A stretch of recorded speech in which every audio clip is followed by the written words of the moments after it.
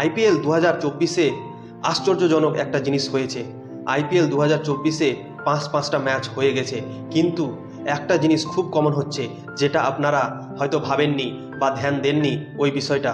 সেই বিষয়টা হলো যে হোম গ্রাউন্ডে যাদের ম্যাচ রয়েছিল তারাই শুধু ম্যাচ জিতছে। প্রথমে চেন্নাই আর ব্যাঙ্গালোরের ম্যাচ হলো, সেই ম্যাচটা হয়েছিল চেন্নাই জিতে গেল।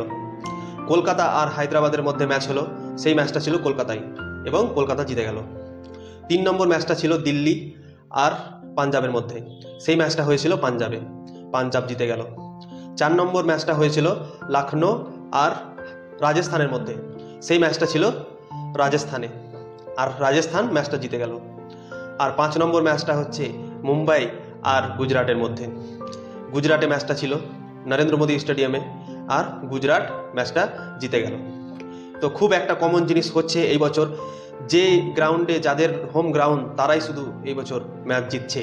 আজকে ম্যাচ আছে পাঞ্জাব আর ব্যাঙ্গালোরের মধ্যে, কিন্তু এই ম্যাচটা হচ্ছে ব্যাঙ্গালোরে। এই মধ্যে যেভাবে ম্যাচ জিতে আসছে সব হোম গ্রাউন্ডে, তাহলে কি আজকে ব্যাঙ্গালোর ম্যাচ জিতবে? দেখা যাক। সেই যে 5টা ম্যাচে যে জিনিসটা হয়েছে, এই ম্যাচেও কি সেই জিনিসটা হবে কি হবে না। ব্যাঙ্গালোর পরপর 3টা ম্যাচ তাদের হোম গ্রাউন্ডে খেলবে। এইভাবে যদি হয়ে যায়, চলে আসে, তাহলে ব্যাঙ্গালোরের জন্য খুব খুশির খবর। কেন ব্যাঙ্গালোর পরপর 3টে ম্যাচ খেলবে হোম গ্রাউন্ডে তাদের। আজকে খেলবে পাঞ্জাবের সঙ্গে, আর 29 তারিখে খেলবে কেকেআরের সঙ্গে।